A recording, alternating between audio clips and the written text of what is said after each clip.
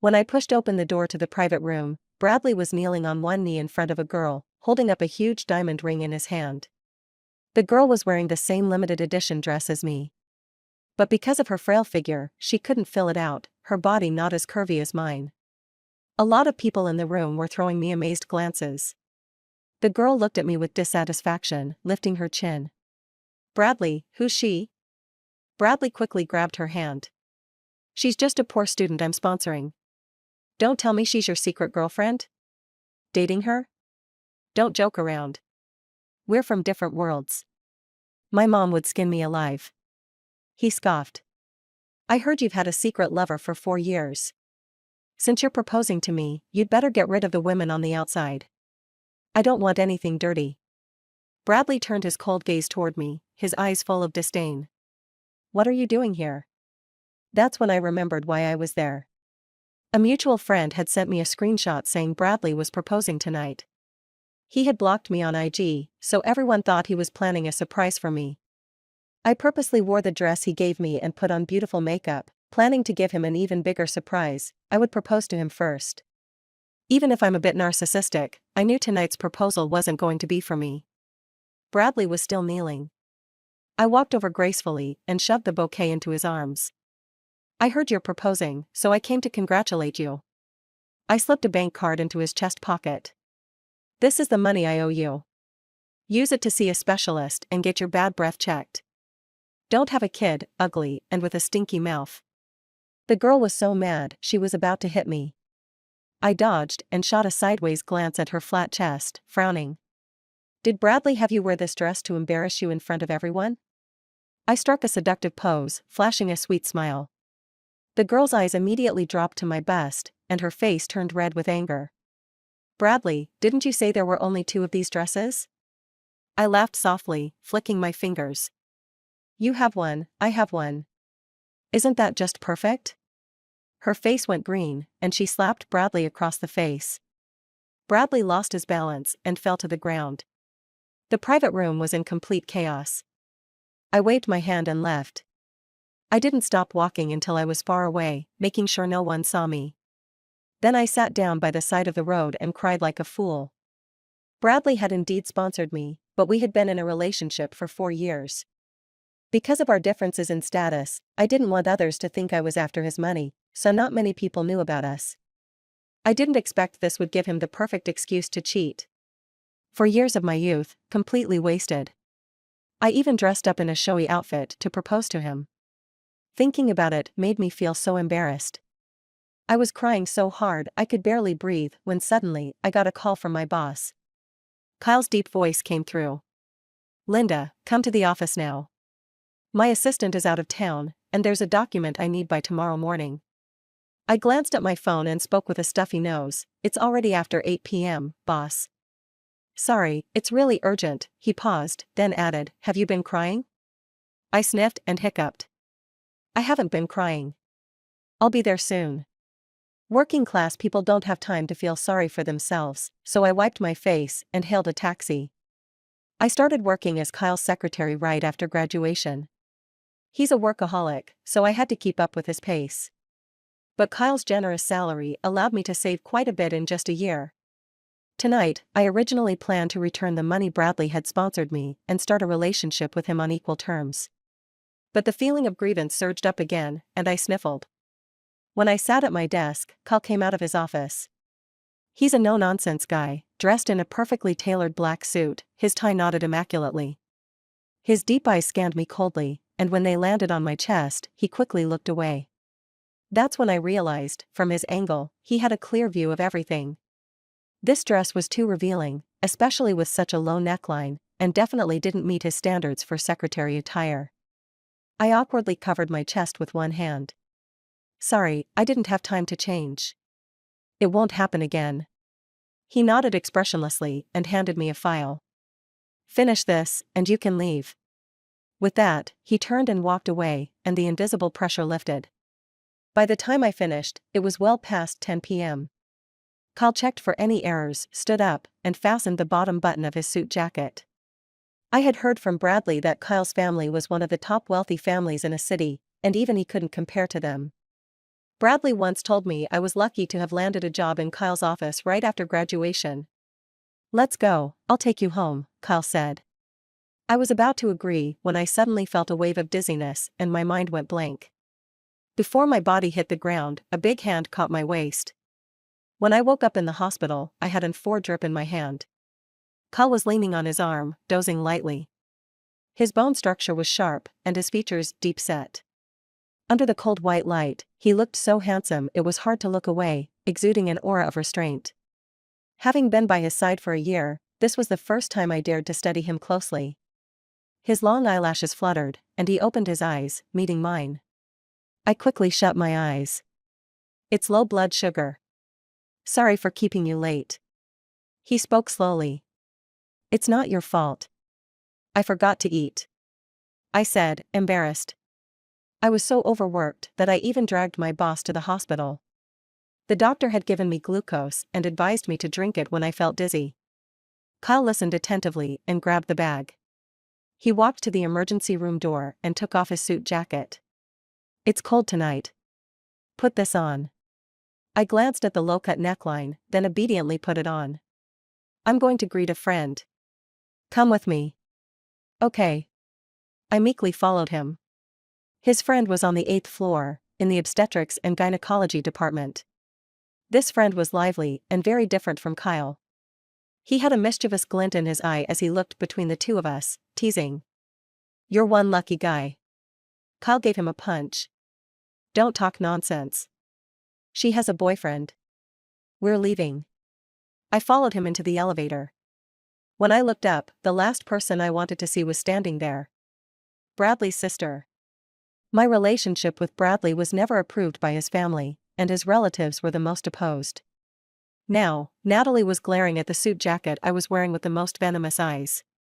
She glanced at the floor indicator in the elevator, then shrieked, Linda, what are you doing with a man in the OB/GYN department in the middle of the night? Are you cheating on my brother?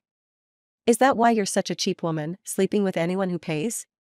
My brother still treats you like a treasure. I'll tell him to dump you. Kyle furrowed his brow, about to speak. I gently pulled on his arm, hanging on him with my hands, my body soft like I was clinging to him. Cheating on your brother? That's only because he's useless and can't satisfy me. Go back and tell Bradley to check his own body at the hospital. The elevator reached the ground floor. Don't thank me. I've always been generous with my exes. I pressed myself against Kyle, swaying my hips as I walked out. Natalie stomped her feet in anger but couldn't do anything about it. I didn't let go of Kyle's arm until we reached the car. I apologized timidly, I'm sorry, I was just so angry earlier. I didn't mean to take advantage of you. Kyle glanced down at his wrinkled shirt, his voice low, it's fine. His calm demeanor was no different from usual, so I relaxed a little. As we drove, Bradley's calls flooded in. The moment I answered, he bombarded me with questions. Who is that guy with you? You're pregnant with his child? Was all that innocence just an act for me? If you betray me, I'll destroy you. I laughed in disbelief. Mr. Bradley, you really are double standard, aren't you? What, you get to cheat and have fun, but I'm not allowed to enjoy myself? It's the 21st century now. Seems like you not only need to deal with your bad breath, but you'd better open up your skull and wash out all the outdated ideas in your head. I hung up immediately and blocked his number. Kyle shot me a quick glance and commented, nice way with words. I shrank back, blushing deeply. As we entered the neighborhood, I saw Bradley pacing downstairs by my building. I bit my lip and looked up at Kyle with puppy dog eyes. Could you? Kyle sighed, come on, I'll walk you up. Thanks, I'll work harder from now on. Kyle adjusted my blazer, wrapping his long arm around me to shield me as we walked. He was so tall, I looked like a little chick next to him, with only my face visible. Bradley stormed over, cursing under his breath. You actually brought some random guy home? Shameless. Let's see who dares to mess with me. K. Kyle? When he saw Kyle, all his bravado instantly evaporated. His trembling finger dropped to his side. Kyle gave a slight nod. It's me. Bradley let out a relieved sigh. If it's you, I'm not worried. You're the kind of person who wouldn't be interested in someone like Linda. What kind of person is she? Kyle frowned. You don't know? She's an orphan, grew up in an orphanage. She's not like the girls from normal families. My family completely disagrees with me dating her, and with your status. If you tell me you two have some kind of relationship, I'd never believe it. Bradley spoke confidently, his tone dripping with disdain. Anger surged through me. I couldn't believe the man I had loved for 4 years looked down on me like this. I had always known that there was a massive gap between social classes, but Bradley's sweet words had blinded me, making me foolishly believe that our relationship could break through societal barriers, rise above class distinctions. At the very least, I thought there would be mutual respect. I must have been blind all along. My chest heaved in fury. I wanted to march up and tear him apart, but Kyle held me back, pressing me gently into his chest. His face was grim, and the usually composed gaze in his eyes now had a faint coldness. Mr. Bradley, bad-mouthing someone after breaking up is rather uncouth.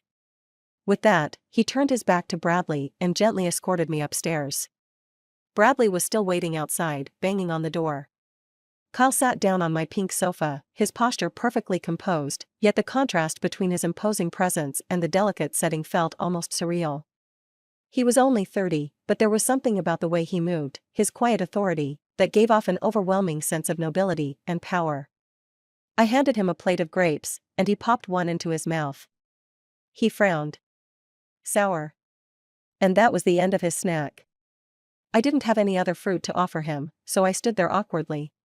He took out his phone and started checking stock prices, while the room filled with an uncomfortable silence. Bradley's pounding on the door grew louder. It's getting late, you should go back now. Kyle tucked his phone away and stood up. In a panic, I wrapped my arms around his waist. His body stiffened visibly. I pressed my cheek against his broad back and whispered, "You can't leave." Kyle gently pried my arms off, but I held onto his hand, sliding it down to the hem of my skirt. Don't you want to try? Kyle's voice turned hoarse. Try what? Me. Bradley's knocking sped up, just like the frantic beating of my own heart. I'm sweet. You'll know once you try. I stood on tiptoe, craning my neck. He was too tall, and I couldn't reach. My lips brushed lightly against his throat. His body tensed, his Adam's apple bobbing as he swallowed. Still not close enough, I grabbed his tie and tugged it down, finally pressing my lips to his. His lips were cool and perfectly shaped, a sensation I could feel all the way through my skin. I carefully traced his lips, teasing him, pulling back just as I was about to kiss him fully. Kyle's breath became more erratic, and his body pulled back slightly, putting some distance between us. Although he was obviously affected, his words came out clearly, "Are you trying to make him jealous?" Tears clouded my vision, but I whispered, "I just feel so hurt." Does this make you feel better? I want to try. A tear slid down my cheek. I wasn't sure, but right now, I just wanted to break free, to rebel, to go against everything. I had always been so strict with myself, bound by a strong sense of right and wrong, keeping myself within the framework of a good girl. But now, I hated that rigid self-control. I wanted to be a bad girl, because at least then, I wouldn't get hurt. Kyle's eyes held a complicated emotion, one I didn't quite understand before he lowered his head to kiss me. His kiss was as quiet and gentle as he was. His lips brushed my eyes, my cheek, my nose, before finally meeting my waiting mouth. Outside, Bradley continued to bang on the door. Open the door. Linda. Don't make me angry. Kyle rested his forehead against mine, his breath hot, but his lips still carrying a fresh, fruity scent. You can still stop now. It's not too late. But I rebelled, slipping my hand under his shirt. Kyle's pupils contracted sharply, his eyes dark and terrifying. In an instant, everything spun, and I was thrown onto the bed. Bradley's voice now had a note of desperation, "Open the door. We need to talk. I never loved her. Tonight was just a game." Kyle grabbed my hands and held them behind my head, his intense gaze locking onto me. Who am I? Kyle. You're Kyle. I arched my back to reach for him. Like magma breaking through the surface after years of pressure, my willpower collapsed in an instant. Kyle finally lost control. When the lava broke through the clouds, I cried out in pain. Outside, Bradley's strength seemed to drain away as he collapsed against the door, his voice hoarse with tears. "Please, don't hurt me anymore. You can't do this to me." Kyle paused, his gaze fixed on me, emotion swirling in his eyes. After a long silence, he spoke quietly, "I'm sorry, I didn't know it was your first time." I wasn't happy with his distracted tone. With my arms like jelly, I pulled him back, whispering, "I don't think I feel that bad anymore." Kyle's breath, previously controlled, grew even more ragged. Then he smiled, a wild, seductive smile. With a flick of his fingers, he twirled a lock of my hair. "You can be even happier. I've heard rumors in the company for a while now that Kyle isn't into women. I mean, with his impressive family background and looks that could stop traffic, how come no one's ever seen him with a girlfriend?" As his secretary, I originally thought one of my main tasks would be delivering gifts to various female celebrities. But that's not it. Kyle's personal life is as clean as that of a monk. At one point, I even wondered if he had plans to leave everything behind and become a monk. But now, all those thoughts have been completely wiped away. The Kyle from last night, he was relentless, taking again and again, never seeming to tire. The desire in his eyes burned through the night. Later, when I was crying and trying to push him away, scratching, kicking, anything I could do, he just kept patiently kissing away my tears, his voice low and full of patience. "Open your legs, my sweet." When I woke up, the room was dim. A shaft of bright, clear sunlight filtered through the gap in the curtains, falling onto the broad-shouldered man. Kyle was sitting by my little coffee table, handling some work. He sat on the floor, his long legs encased in suit pants, their muscles taut, but with no place to rest them, so they were curled around the sides of the table. When he looked at documents, he liked to wear a pair of gold-rimmed glasses, which softened his harsh demeanor and gave him an air of a charming but slightly disreputable scholar. He noticed my gaze, took off his glasses, holding them in his right hand, and looked back at me with a gentle expression, even flashing a teasing smile. In my memory, Kyle rarely smiled. It could be said that his emotions never showed on his face. He could sign contracts worth billions with a casual indifference. It's said that people who rarely smile look especially attractive when they do. Kyle was one of those people, and it was easy to get lost in his smile, to the point of losing my mind. I felt a little embarrassed, pulling the blanket over my bare shoulders, trying to hide it. I tried to make small talk. "Weren't you in a meeting this morning?" Only when I spoke did I realize my throat was sore. Last night's scenes, where I screamed until my throat ached, flashed through my mind, and my cheeks burned with embarrassment. Kyle stood up from the floor, poured me a glass of water, and sat on the edge of the bed. I came back after the meeting. He looked like he was in a good mood. He reached out and placed his hand on my back, trying to help me sit up. His dry palm was warm and gently pressed against my skin. I shivered, goosebumps rising all over my body. I gripped the blanket, sitting up awkwardly. "I can do it myself." But I was so exhausted that I almost leaned into him. He held the glass to my lips, and I lowered my head to drink from his hand. "Does it still hurt?" he suddenly asked. I nearly choked on the water. He gently patted my back, a soft laugh escaping his throat. "So easily shy?" After he spoke, a warm kiss landed on my ear, and the heat from his breath lingered, burning in a way that made my heart race. "Linda," he whispered. I shifted forward, wanting to pull away, but he grabbed my chin with one hand, his voice low and commanding, "Don't hide." "It doesn't look good there," I said. There was an unsightly scar behind my ear, and I didn't like showing it to anyone. "It looks good, you look good everywhere." His voice was deep and seductive, sending shivers down my spine. "Want some more water?" I shook my head. He set the glass aside. "Then focus." Suddenly, he bit my earlobe and asked, "Take it off, all right?" I couldn't control the blush rising on my face. It was more than just shyness, it was embarrassment and shame. I knew exactly what he meant. "If I take it off, I won't be able to hear." I bit my lip, refusing. He pulled me into his arms, pressing me against his chest. His heart beat rapidly, the sound deafening. "You don't need to hear, your body will tell you," he murmured, coaxing. I couldn't resist his allure and obediently removed my cochlear implant. I was a person with a hearing impairment, and this was the first time I had taken off my implant in front of someone. And doing this, there was a sense of fear, mixed with an almost hidden anticipation. Kyle seemed even more excited than last night.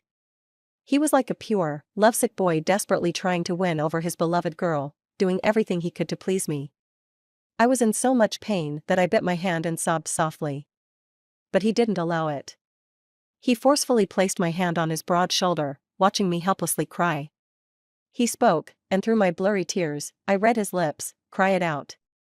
I couldn't bear it anymore and let my body react honestly, crying while biting him. He kissed me on the towering peak of the mountain, his expression soft, focused, and full of passion. His crimson lips parted and closed. Linda. Linda. He didn't stop until I was about to pass out. I have low blood sugar, I muttered, pouting in displeasure.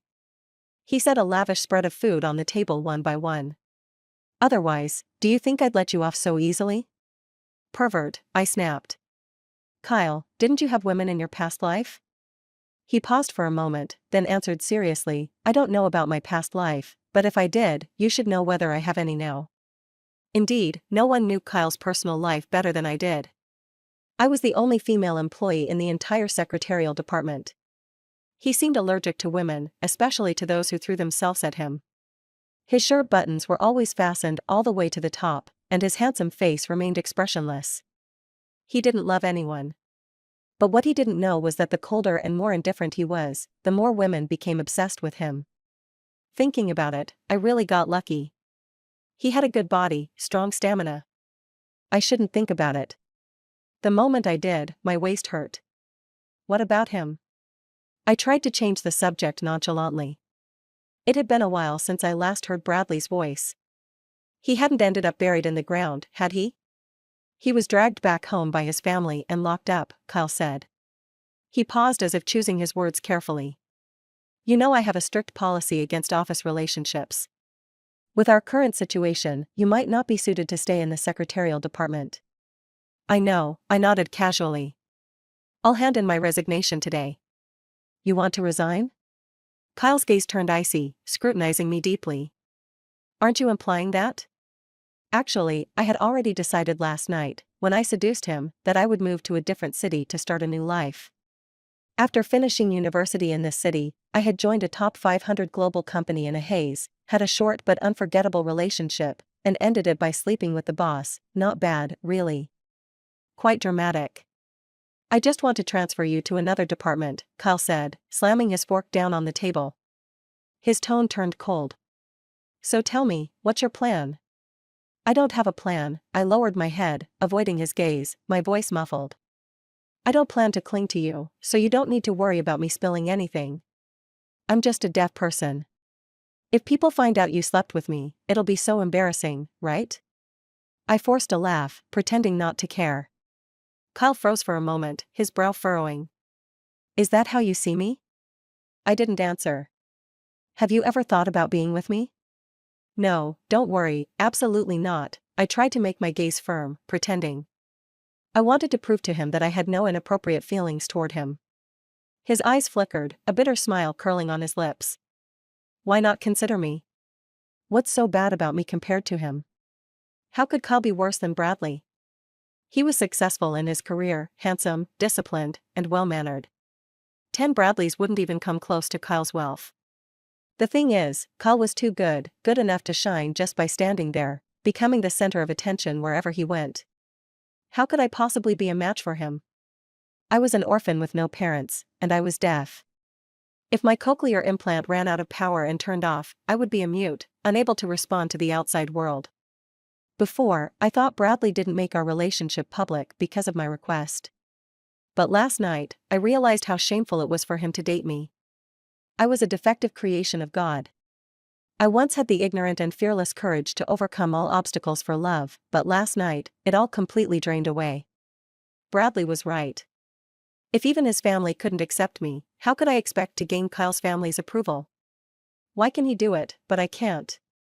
Kyle pressed persistently. His lips were tightly pursed, and his gaze was deep and dark, as if he expected an answer from me. I casually tucked a strand of hair behind my ear and smiled without a care. Boss, you're 7 years older than me. I don't want a dad-like boyfriend.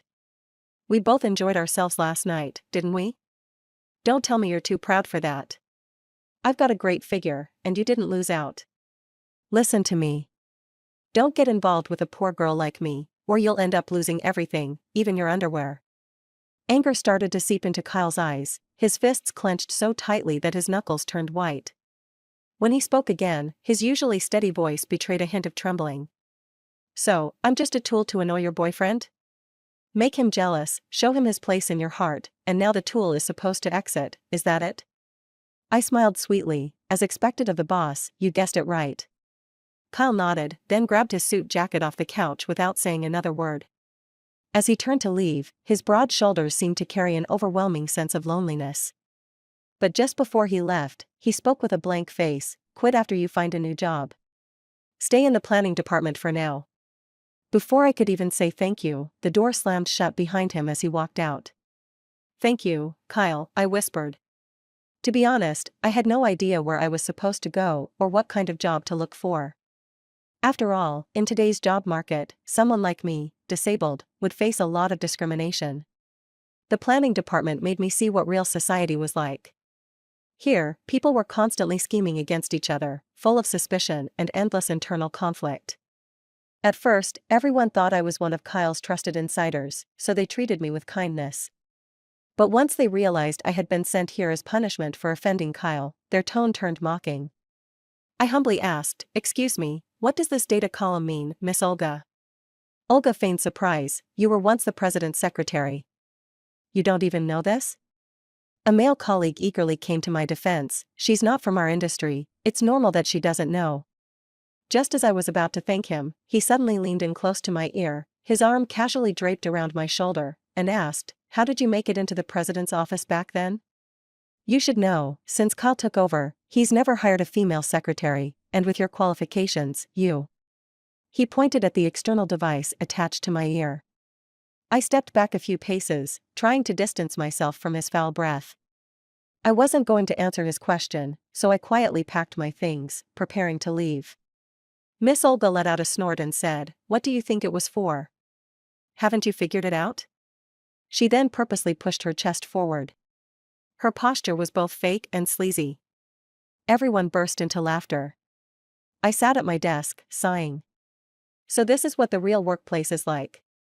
Back when I had questions, I would simply knock on the president's office door and ask Kyle.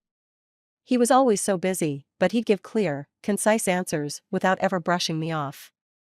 He never mocked me, and he never tried to take advantage of me. It made me believe that the whole company operated with mutual help and respect. But now I wasn't so sure why Kyle even took an interest in me. His assistant, Lucien, had a PhD from one of the world's top universities, and the other people in the secretary department were at least graduates of prestigious domestic universities, most of them having worked for other well-known companies. And then there was me, just a regular college grad. A deaf person, at that. Maybe Kyle just felt sorry for me. But that didn't quite add up, there were so many people who were worse off, yet he didn't show kindness to everyone. Looking around the entire building, I was the only disabled one. Oh, I get it now. Suddenly, a light bulb went off in my head. He probably thought I wouldn't have the guts to go after him like other women, because he didn't find me attractive, so he didn't care. Normally, when you finally figure out something that has been troubling you for a long time, you should feel relieved. But why did my heart feel so heavy instead? When Bradley appeared, my chest felt like it was about to explode. He blocked my way as I was about to leave, his voice cold, "I really underestimated you." I was so full of anger that I couldn't hold it in anymore, and now this person was practically offering himself up. Underrate me? That's your problem, who told you to look down on me? Bradley gritted his teeth and let out a long sigh. Forget it, I can't argue with you. Linda, I was actually planning to come find you sooner, but I only got around to it today because my mom locked me up. Is being a mama's boy something to brag about? I raised an eyebrow. I just got out, and here I am. Linda, I really miss you. Did you miss me? How could I not miss you? We've been together for 4 years. I said with deep affection. Bradley's smile spread across his face. I quickly changed the subject, so every time I pass by the funeral home, I think the one who's dead is you. When you suddenly show up today, I thought you were coming back from the dead. Bradley's hand trembled, you're being so harsh. Does Kyle know? Of course. He was right there when I told you your manhood didn't work. The anger I'd been holding back for so long exploded all at once. This should definitely be the kind of pressure that won't lead to breast cancer. Linda, that proposal was forced by my mom. The girl's father holds a lot of power, and it would help my family's business. I don't like her at all.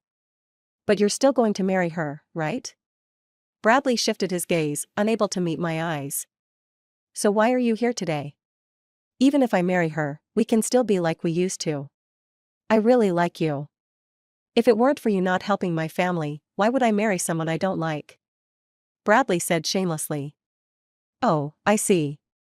What you mean is, after you get married, we can continue our secret relationship. Our love is real, we don't need to worry about those fake wedding ceremonies. You'll keep giving me all kinds of money, and where else could I find such a good deal, right? Exactly. Kyle's status makes it impossible for him to marry you. I'm the best option for you. I'm glad you finally understand. Bradley smiled with self-satisfaction, as if he were about to hand me the title of mistress right there. Slap. I slapped him without mercy. Idiot. I turned and walked away. Bradley stood there stunned, then reacted after a while, shouting at me viciously, Linda, if your colleagues and friends find out you've found a better protector and dumped the boyfriend who paid for your surgery and tuition, what do you think they'll think of you? I froze for a moment. Turns out, after being lovers for so long, he knew exactly where my weakness lay. It was you who cheated first. I slowly turned around, looking at him in disbelief. And I already paid you back all the money you spent. What else do you want? 30,000 for the cochlear implant. 30,000 from 15 years ago, does that amount mean the same thing as 30,000 now? And the money for speech therapy, if you hadn't gone through it at the right time, you wouldn't even be able to speak now. Do you think you can ever repay this debt in your lifetime? I staggered backward a few steps, all the strength drained from my body, and an endless sadness surged from within. How did I survive that drunkard back then? A person like me, still wasting money on treatment. And in the end, I was blackmailed, forced to spend my whole life repaying this debt. I forced a bitter smile. How about I just give you my life? I've had enough of living anyway. Bradley's eyes widened in fear. He seemed genuinely flustered, his words stumbling. I didn't mean it like that. I just don't want to lose you. I love you so much. I want to keep you by my side. Don't even think about it for this lifetime. I spoke with a calmness that came from seeing through life and death, my tone indifferent. My life's right here. If you want to take it, just say the word. I won't hesitate for a second. Bradley was startled. He reached out to touch me, but stopped, afraid to do so. I yanked the hearing aid from my ear and threw it into the trash. The world fell silent. Everything I wanted to hear, everything I didn't, could no longer be heard. Bradley panicked. He rushed to the trash can, a man who always cared about cleanliness, now oblivious to the foul stench, digging through it frantically. I didn't bother to watch, resolutely walking away. Bradley placed the cochlear implant at my doorstep, but I didn't take it. If he insisted, I'd cut open the scar behind my ear, take out the hearing aid implanted there, and return it to him. He later cried in desperation, trembling as he slid a note under the door, I'm sorry. Please don't torture yourself like this. I'll never force you again. Seeing you like this hurts so much, I can't bear it. I tossed his note into the trash. Without the cochlear implant, I could only communicate with others by gesturing and writing. The people in the planning department looked down on me even more. But strangely, I felt a peace inside. This, it seemed, was the world I was meant to live in. This was the treatment I deserved. But then, one morning, when I arrived at the office, everything seemed different. Miss Olga was transferred to another location, and the male colleague who had harassed me was fired. Everyone started being polite to me again. They smiled at me in a flattering way, trying to show how close they wanted to be. I wrote a note and stuck it on my computer, don't pity me. They awkwardly smiled and left. By the end of the day, a freshly graduated girl handed me a note, they're not pitying you. Someone from the CEO's office came today, and all the people who made things hard for you have been punished. You have someone protecting you now, and everyone's jealous of you. I blinked, writing back, who came? Lucien. No one will dare say anything bad to you from now on. Lucien? He was Kyle's right-hand man. Did Kyle send him? I had been so angry with him, and yet, he still had someone protect me. Why is he being so kind to me? I felt guilty. I'd said some harsh words to Bradley and never regretted it. But when I thought about the words I had intentionally said to Kyle that day, I felt deeply ashamed. Probably no one else dared to speak to him like that.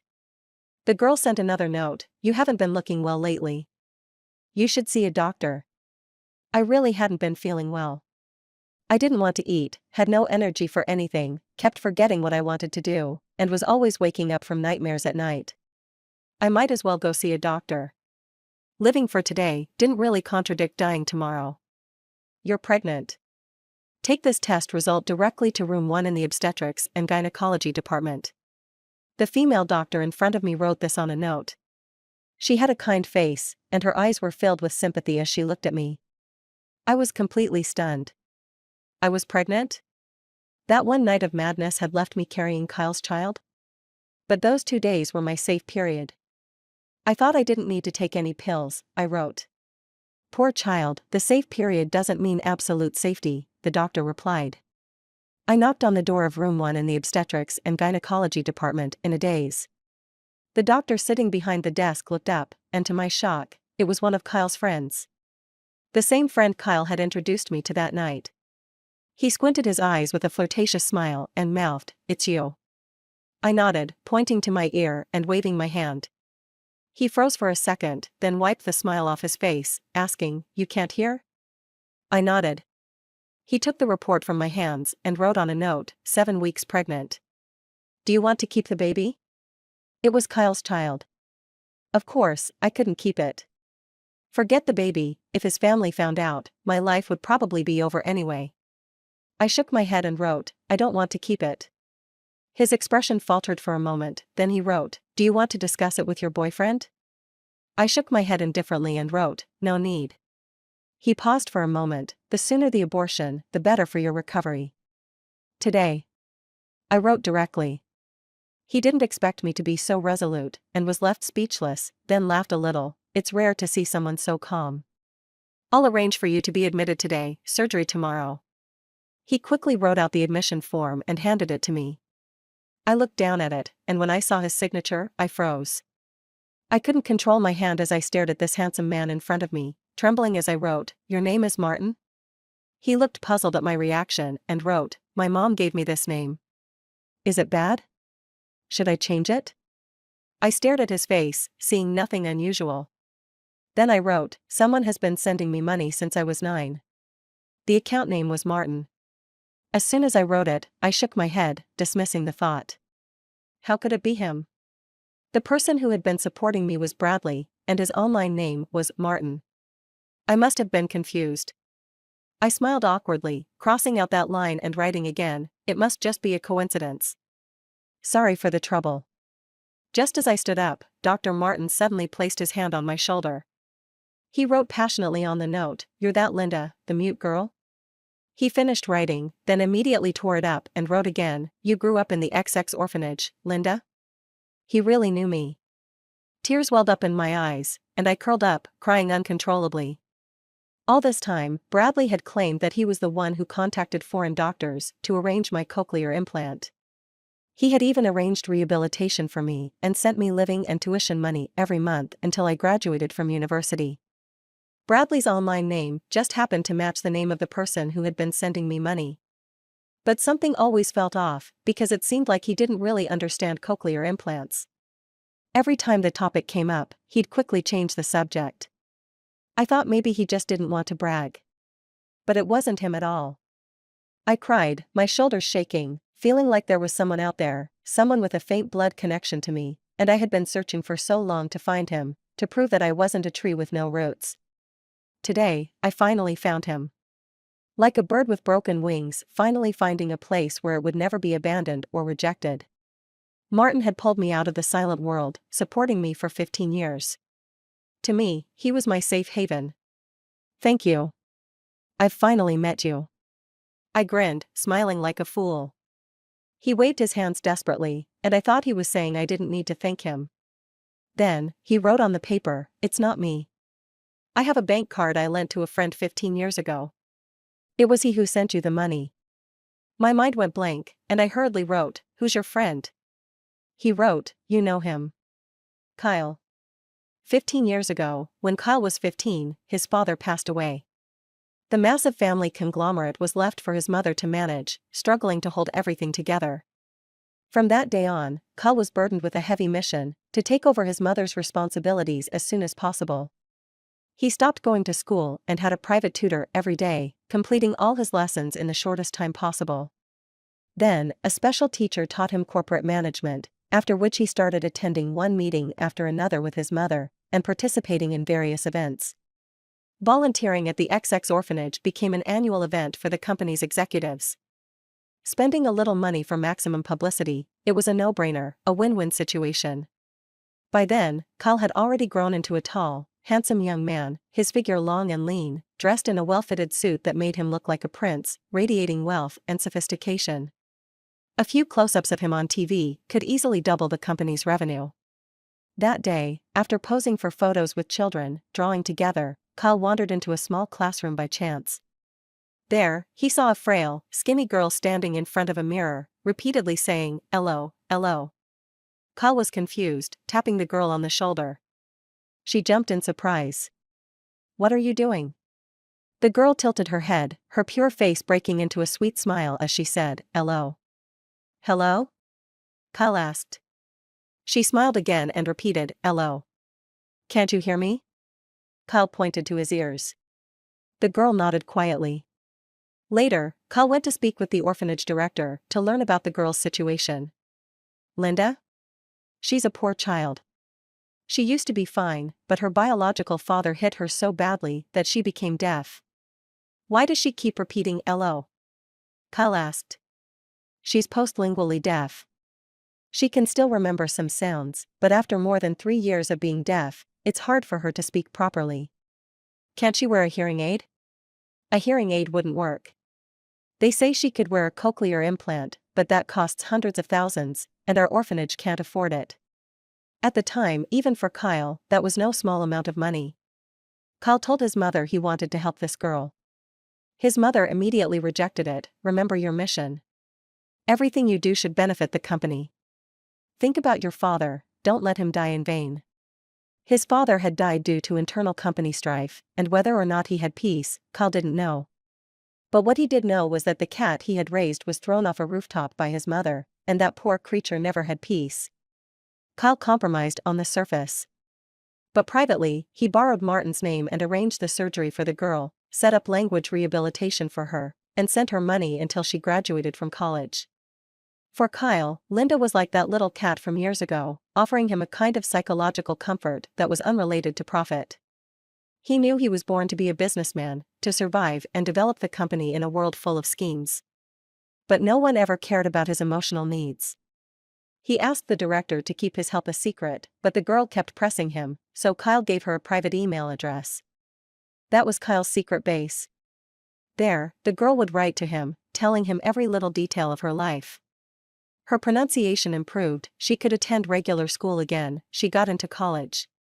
In her second year, she wrote, "We're finally together. I can tell you my love in person now." After that, she stopped writing for a long time. Until one day, she said, "Sorry, even though you're right here, I always feel like you're a stranger. Sigh, I shouldn't have doubted you. As punishment, I'll be doubly good to you." Her letters stopped again. Near graduation, she sent another email, "Job hunting is so tough, especially for a girl like me with a disability. I feel so powerless, not knowing where I'll end up. But I've got a funny story for you. Today I applied for a position at a big company. If anyone finds out, they'll definitely laugh at me. Alright, I'll just laugh at myself first." Half a month later, she sent another message, "I actually got hired by Shaw Corp. They offered me a position directly in the CEO's office as a secretary. Is this the eighth wonder of the world? Does your email have some kind of magic?" After leaving the hospital, I did 2 things. The first thing was to log into my mobile banking app and confirm that Bradley hadn't withdrawn the money I gave him. I quickly emptied my account. Then I sent him a message, "You big idiot, I wish you a life of poverty and unrequited love, surrounded by misfortune, with beautiful women everywhere but no one who truly cares about you. May you be fed by someone, pushed around in a wheelchair, suffering in bed every night but live a long life. May you have a fortune but no cure. May you be hurt everywhere I can't see, with no warm sun in winter and bedsores in the scorching summer." The second thing was to post on Instagram, "My ears are hurting. I wonder if I'm going deaf again." Bradley replied instantly, "Didn't I pick up your cochlear implant for you? You still can't hear?" Then he added, "Why are you suddenly sending me a message cursing me out?" I ignored him. I opened Kyle's chat window, and finally, the message at the top showed, "The other person is typing. Kyle, isn't it time for your cochlear implant to be adjusted?" Me, "The doctor said the device is too old and is breaking down."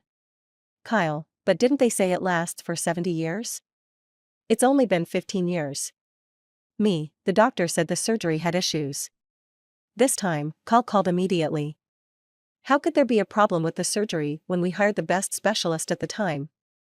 "I'll contact them right now. Don't panic. Stay home and wait for me. Don't go anywhere, okay?" There was an unprecedented panic in Kyle's voice. When I didn't answer, he anxiously called out, "Linda? Can you still hear me, Linda?" Tears silently fell, like beads from a broken string. My lips trembled, wanting to say something, but the overwhelming pain stopped me. I couldn't say a word. "Linda? Can you hear me?" Kyle shouted louder. I sobbed for a while before answering, "I can't hear anymore." I hung up the phone and buried my face in the pillow, crying uncontrollably. Kyle arrived quickly. He pounded on the door, and was about to kick it open. I opened the door and saw his bloodshot eyes, and the tears I had just managed to hold back came pouring out. "Kyle." I cried as I threw myself into his arms. His body stiffened, his hands unsure of where to rest. He had turned back into the cold CEO, not the Kyle who had kissed away my tears while doing bad things to me. "I can't hear anymore, no one wants me." I sobbed pitifully. His hand, which had been raised, finally settled on my back, gently patting me. His broad shoulders enveloped me, and I pressed my face against his chest, feeling an overwhelming sense of security. He said with deep concern, "How could no one want you? As long as you don't mind me being old, I'll take care of you for the rest of your life, treat you like a daughter, like a kitten. I'm deaf. No man will love me. I'm destined to grow old and alone." Kyle pulled me tighter into his embrace, his voice low and affectionate, "I will love you. I will love you forever." I tilted my head and hit him, "I can't hear what you're saying. Can you kiss me?" Kyle pressed his lips together and turned his face away. "See? You don't want to kiss a deaf person." The next moment, Kyle's kiss poured down on me. He kissed my lips, my nose, my eyes, and finally, he brushed my ear with his lips. I pushed him toward the bed. He looked reluctant. "What happened last time was a mistake. We can't." I shouted, "I can't hear what you're saying, but my heart hurts. Only you can make me happy." In a desperate rush, I tugged at his clothes, my hands running wildly over his body, teasing him without any method, wanting to get even closer. Soon, his breathing became uneven. He gritted his teeth and muttered, "You bad woman, always teasing people, so irresponsible. Now you're deaf and even more unreasonable." Did he think that just because I couldn't hear, he could call me a bad woman? Furious, I reached out and pinched his mouth. Kyle grabbed my hand, but instead of pulling it away, he sucked my fingers into his mouth, kissing them softly as if to comfort me. "I'll give you everything, just be a little gentler." I obediently withdrew my hand, letting it slide to his throat, covered in his saliva. Kyle's body tensed up instantly, growing hot, his breath coming in harsh, deep gasps. The desire in his eyes was overwhelming. But he still struggled to hold back. "Just let me suffer," I thought rebelliously, trying to break free from his grip. The next second, he rolled over, finally taking control, his voice rough as he said, "You won't suffer more than I do." My hair was damp with sweat. After the shower, Kyle held me in his arms, patiently drying my hair. Because I couldn't hear, he talked more than usual. "I swear I'm done for in this life. Just you frowning, and I can't stop worrying about you. Do you know? I used to worry every day about you being discriminated against at school. Every time I saw news about bullying, I would break into a cold sweat. Then when you started dating, I began to worry that a boy might hurt you, and what if you got hurt somehow? Later, when you started working, I worried about workplace bullying. I tried to keep you close, to watch over you, to personally teach you. I just wanted you to be able to live independently if something ever happened to me, and I couldn't protect you anymore. Am I your daddy? He asked, pinching my face in mock anger. But a smile full of affection tugged at the corner of his lips. I smiled innocently at him. Wait, if I were your daddy, I'd be a pervert by now. Kyle laughed, shaking his head. He poked my forehead, clearly frustrated. You said you weren't looking for a daddy-type boyfriend anymore, and here I am, warming your bed. Linda, you're just a heartless woman. I glared at him. He smiled warmly, his lips curling up, but his words didn't match his expression. What are you staring at? Want me to smack your butt? Was Kyle schizophrenic? I laughed, cuddling up to him, feeling more peaceful than ever. Kyle continued running his fingers through my hair, when suddenly, my phone rang. I saw Martin on the screen, and my eyes widened in surprise. Since I was deaf, Kyle put the phone on speaker and tossed it on the table, pulling me into his arms and kissing me. Your little secretary came to see me today.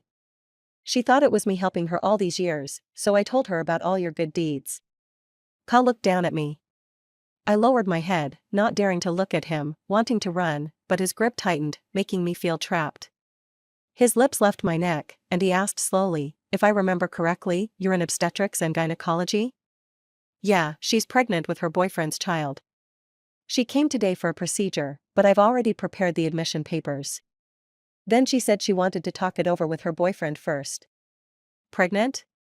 Kyle's eyes flashed with surprise. 7 weeks along. Kyle coughed lightly and cleared his throat. Can she still have bedroom activities in the early stages? Not recommended. It's best to avoid it in the first 3 months. Why are you asking? Wait, are you into office play? Kyle hung up the phone abruptly. His gaze locked onto my face, but he didn't say a word. The silent pressure from him almost took my breath away. My ears hurt. I cried out, covering my ears. Didn't you say you're deaf? Come on, I'll take you to the hospital and have them check your implant. His voice was cold. His clean, handsome face was expressionless, but his clenched jawline showed he was angry. I wrapped my arms around his waist, burying my face in his chest, pretending to be weak. I'm scared. Please don't be mad at me. I looked up at him with tearful, doe eyes, my soft hand lightly running over his abs. Kyle clearly wasn't falling for it. He didn't give me a chance to play it up and quickly dressed me. He shoved me into the car and took me to the hospital. Only when the doctor reassured him multiple times that the baby was fine and my body was healthy did he finally drive me home. His house was a hidden villa in the city center. I thought we were going to start our happy life together. But instead, he slept in a separate bed from me. For several days, he ignored me. Had our relationship taken a step forward, or had we taken a huge step back? That night, I tossed and turned, unable to sleep. I crept quietly into his room and climbed onto his bed.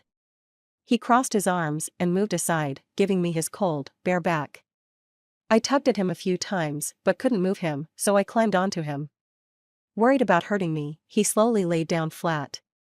I racked my brain, trying to recall what I had seen in adult movies, and slowly moved closer to him. I reached out, touching his Adam's apple with my tongue. Kyle's body went stiff immediately, his eyes glowing eerily in the dark. I felt embarrassed and covered his eyes with my hand. His eyelashes brushed against my palm, trembling faster and faster. He grabbed my hand, pinned my shoulder, and his voice was strained and hoarse. The doctor said no, you need to wait. Don't you want me? I asked with a quiver in my voice. No, he said harshly. I don't believe you. Let me see. I tried to pull off his pants. He was both angry and upset. Can you be more reserved? I've been reserved for days. When are you going to take the initiative? I pouted, feeling wronged. He sighed. I'm afraid I'll hurt you. Do you want to hear how we can make it work without hurting me? I bit my lip, staring at him. Kyle's breathing quickened again. He rubbed my lips with his thumb, his voice low and rough. You started this. Don't cry if you regret it. I suspected Kyle had a switch inside him. When the switch was off, he was calm and distant. But when it was on, his desire erupted like a volcano, fiery, relentless, unstoppable. He became a beast in the night, lost in a sea of desire. In the end, I shook my head, resisting through my tears. He patiently coaxed me, pulling me back to his side. Be good. Don't hide. Kyle's stamina was beyond human. After everything last night, he was still up early for work. When I woke up, I ate the breakfast he had prepared for me while dealing with a bombardment of messages. I texted him, we talked all night yesterday. I woke up a little late today. Hope you're not mad? Kyle replied briefly, in a meeting. From Daddy's girl, if you're this dismissive, it's better not to reply at all. Makes me seem unreasonable.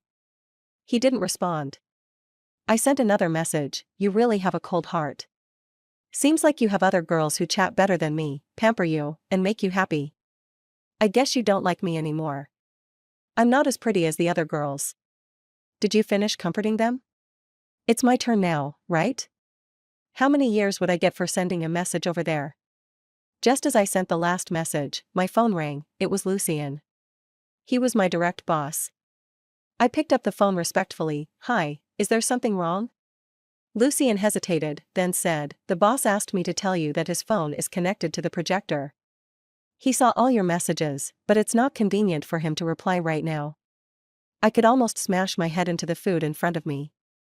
I was nervously tapping my toes on the floor when an unexpected guest arrived at my home. Kyle's mother. The chairwoman of the board. Ms. Andrea. Andrea came from an aristocratic family, and her air of refined nobility was unmistakable. Nearly 60, yet she still had a certain grace, and I'm sure she must have been a beauty in her youth. She glanced at me casually, as if she could see right through me. I fidgeted nervously, twisting my fingers, standing there uneasily under her gaze. She slowly spoke, Linda? Raised in an orphanage, with hearing impairment. I never would have thought it would be you. It was me who pursued Mr. Kyle first, I mumbled. She chuckled lightly, I naturally know what kind of taste my son has. Ah, so this was the skill of a true master, no harsh words, just a way of trampling over one's dignity without saying a thing. The door suddenly crashed open, and Kyle, who should have been in a meeting, rushed in. I looked at him with a glimmer of hope, but then that hope quickly faded. Would he stand by my side? In truth, I never knew how Kyle felt about me. Was it just an attraction to his secretary, who'd been with him day and night? Or was it simply a matter of helping a girl he'd been supporting for years? If it were love. I didn't even dare to think that option. Aren't you in a meeting? Andrea asked. Kyle took a deep breath and calmly replied, I saw someone enter through the surveillance, so I came back to check. Andrea nodded, offering a gentle smile, I just came to see Miss Linda. After all, it's fate, we shouldn't neglect someone because of it. My eyes immediately filled with tears, and I bit my lip hard, but my red-rimmed eyes betrayed me. Kyle placed his hand on my shoulder and gently said, I won't neglect you. The tears of humiliation slipped down my cheeks, like pearls that had broken off their string. I trembled, wiping away the tears that blurred my vision, and muttered, I'll pack up and leave. But Kyle firmly held on to me, not letting go. He cupped my chin and said, listen to me. He led me in front of Andrea and, with serious determination, declared, I'm going to marry Linda. Andrea furrowed her brows and asked coldly, do you even know what you're saying? Kyle smiled lightly, I'm not asking for your approval. I'm informing you. For a moment, Andrea's calm and graceful demeanor seemed to crack. She trembled as she pointed at Kyle's forehead. Kyle, don't forget your identity. Do you think your marriage is something you can decide on your own? Everything you have is tied to this family. How could the board ever allow you to marry a deaf girl? Kyle lowered his head and spoke softly to me, don't listen. He wanted to take out my cochlear implant, but I stubbornly held on to it, I want to hear. He looked at Andrea helplessly, then stopped saying things Linda doesn't want to hear. He held my hand, resolutely saying, Mom, I've been shackled since I was 15. I gave up every emotion and happiness unrelated to the company's development. I never resisted. For 15 years, I didn't slack off. Now everything is developing well. Andrea fell silent, unable to refute him. I've worked hard for 15 years. It wasn't for the right to choose whom to love being taken away from me in the end. I love Linda. She's carrying my child now, and I'm definitely marrying her. The silence hung in the air. It was the theme of the evening. For me, the silence was a long wait. For Andrea, the silence was a sudden shock.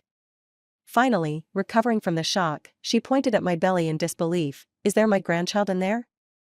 Before I could react, Andrea had already leaned in close to my belly, her eyes wide in amazement. The elegance of a high society lady was nowhere to be seen. I nervously looked to Kyle for help. He, too, seemed helpless. Mom, the baby is only as big as a peanut right now. You can't hear anything. When Andrea heard that, her face broke into a huge smile. My grandchild's already as big as a peanut? I quietly added, Ma'am, it might not be a boy. Andrea immediately became flustered. Boys are born to do hard labor. I don't like that. If it's a girl, I'll love her well. No one expected Andrea's attitude to change so suddenly. Much later, she told me that she had spent every day thinking about how to push Kyle into becoming a successful man. It wasn't just Kyle who had struggled, she herself had walked on thin ice. But when she learned that she would have a grandchild, the desire to dote on that child suddenly awakened inside her, and it couldn't be stopped.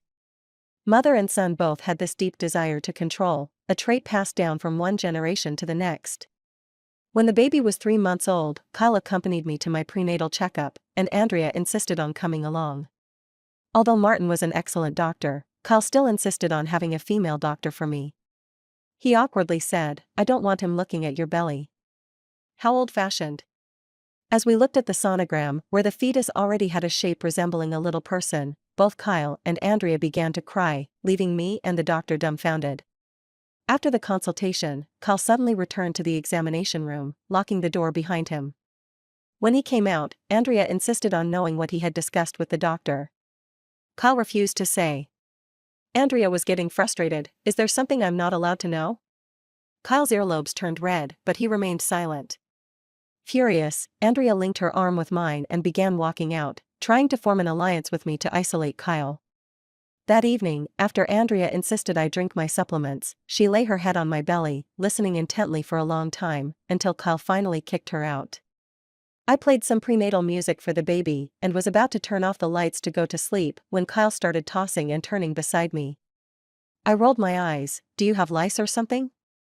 He suddenly rolled over, positioning himself above me, his eyes fixed on me. Was he cursed or something? The doctor said it's okay now, he said. Okay? What's okay? I asked, confused. He grabbed my hand and placed it on his abs, rubbing it back and forth. I pulled my hand back as if burned. Don't tempt me into doing something I'll regret. Kyle smirked, his voice low and teasing. Baby, don't you want me?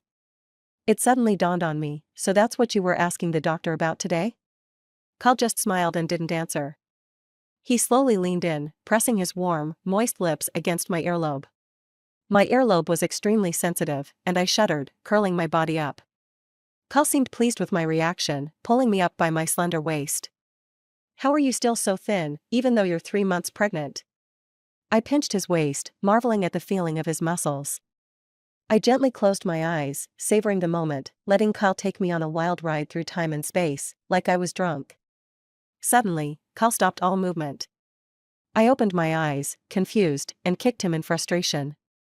His eyes were burning with desire, but he stopped, his body tense. Why did you change your online name? I blinked. Daddy's little girl? He smiled. It's just to show that someone will always protect me from now on. No hidden meaning, I said.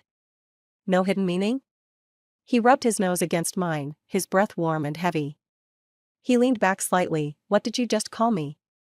Husband? He remained still. Baby? Still no response. I was getting desperate, scratching at his shoulders in frustration. What is it then? The smile on his lips spread wider, as he coaxed me, think again. The laughter in his eyes carried a hidden meaning, a playful edge, and I finally realized.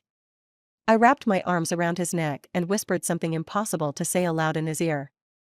Kyle's body stiffened, a bow drawn tight with powerful energy, so much so that it almost shattered me. This big pervert. How could I ever have thought of him as a gentleman before? Our wedding was grand, and Andrea took care of everything, so I didn't have to worry about a thing. All the influential people in City A came to the wedding. Kyle was busy greeting the guests, while Andrea stayed with me, helping me with makeup and chatting with a few socialites.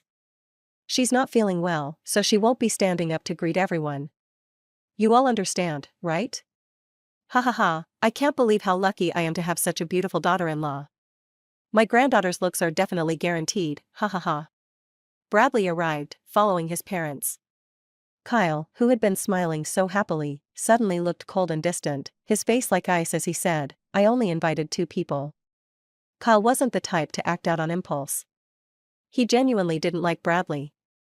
He had once told me, "I don't mind Bradley using my name to pursue you, but if he wins you over and doesn't cherish you, that's something I can never forgive." Seeing the tension in the air, Lucien called me, "Madam, Bradley is here." "Let Kyle take the call," I said. "Baby," Kyle's voice was muffled, clearly upset. "Everyone's already here, it wouldn't make sense to ask them to leave." I didn't save him a seat. He made an excuse, sounding somewhat formal. "Then let him sit at the farthest end," I suggested. "Fine," Kyle agreed reluctantly, but then took the chance to set a condition. "But you'll have to make it up to me tonight." My scalp tingled. Just thinking about how this man was never satisfied left my back aching, my legs sore, and stars flashing before my eyes. "Is it too late to run away from the wedding?" Kyle chuckled softly, "You're mine for life. I suggest you save your energy and not bother." My precious. End of story.